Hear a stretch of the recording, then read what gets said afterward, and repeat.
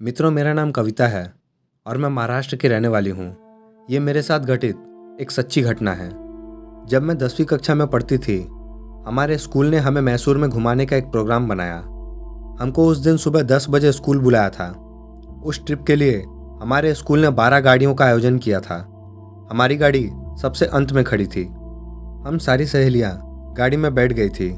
कुछ ही देर में फिर गाड़ी रवाना हो गई। हम सारी सहेलियाँ रास्ते में गाते गुनगुनाते हंसते खेलते जा रहे थे। हमको रास्ते में एक घने जंगल से गुजरना पड़ा। उस रास्ते पर दूर दूर तक कोई इंसान का नामो निशान नहीं था। उस रास्ते से गुजरते वक्त मुझे कुछ अजीब सी घुटन महसूस होने लगी। हमारी गाड़ी उस रास्ते से गुजरते वक्त जंगल के बीच में अचानक पंचर हो गई। हमारी गाड़ी को वहीं रोकना पड़ा। हमारी मैडम ने हमें गाड़ी से नीचे उतरने को कहा। हम सारी सहेलियाँ गाड़ी से नीचे उतर गई। हमारी मैडम ने दूसरी गाड़ियों में बैठी मैडमों को गाड़ी का पंचर बताया और उनको रुकने से मना किया और कहा कि पंचर में थोड़ा समय लग सकता है। नीचे उतरने के बाद ड्राइवर ने हमें बताया कि यहाँ से 200 मीटर की दूरी पर एक छोटा सा ढाबा है। आप सभी वहाँ जाकर चाय नाश्ता कर लीजिए, मैं गाड़ी का टायर बदल कर आता हूँ। हमारी मैडम बस के पास खड़ी रही और हम 50 लड़कियाँ पैदल चल पड़ी। वो जंगल इतना घना था कि केवल जंगली जानवरों की आवाज़ें सुनाई दे रही थी। सभी उस ढाबे पर पहुंचे। वहां एक बूढ़ा सा आदमी चाय बना रहा था। उसे देखकर मुझे एकदम चक्कर सा महसूस हुआ और मैंने उससे नज़र हटा ली। हम सभी लड़कियों ने वहां पर चाय पी। तभी थोड़ी देर में वहां जोर से किसी औरत के चीखने की आवाज़ सुनाई दी। ऐसी आवाज़ सुनकर मैं और मेरी सहेलियां बुरी तरह से डर गई। तभी वो बूढ़ा आदमी लंगड़ाता हुआ जोर से जंगल की ओर भागा। तभी मेरी एक सहेली को उल्टियाँ होने लगी। हमने तुरंत मैडम को फ़ोन लगाया, लेकिन फ़ोन पहुंच से बाहर बता रहा था। हम सभी लड़कियां उस जगह पहुंचे जहां बस खड़ी थी। जब हम वहां पहुंचे तो हमारे होश उड़ गए कि बस कहां गायब हो सकती है। हम सभी बुरी तरीके से सहम गए थे और हम सब उसी ढाबे पर चले गए। वो बूढ़ा आदमी वापस आ गया था।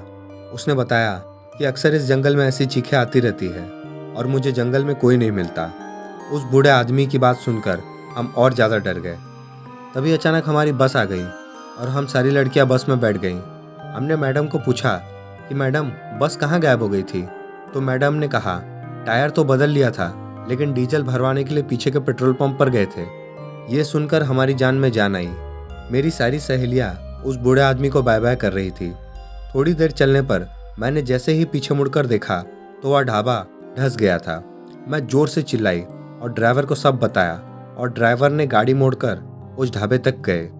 गाड़ी से नीचे उतरकर देखा तो ढाबा पूरी तरह नष्ट हो गया था, लेकिन वह बूढ़ा आदमी कहाँ गायब था और कहीं नजर नहीं आया। हम सभी फिर से बस में बैठकर रवाना हो गए।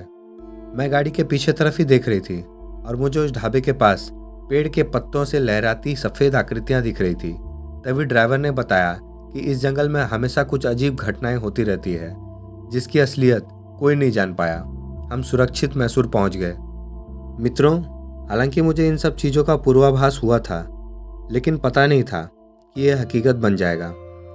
आज भी मैं मैसूर ट्रिप की घटना को याद करती हूँ तो बहुत सहम जाती हूँ। मेरे मन में यही सवाल घूमते हैं कि उस सुनसान जंगल में वह बूढ़ा आदमी कौन था। क्या वह कोई भूत था, और था तो वह कहाँ चला गया। दोस्तों, अगर यह कहानी पसंद आए तो चैनल को लाइक, शेयर, सब्सक्राइब ज़रूर करें। साथ ही साथ बेल आइकन को भी दबा लें।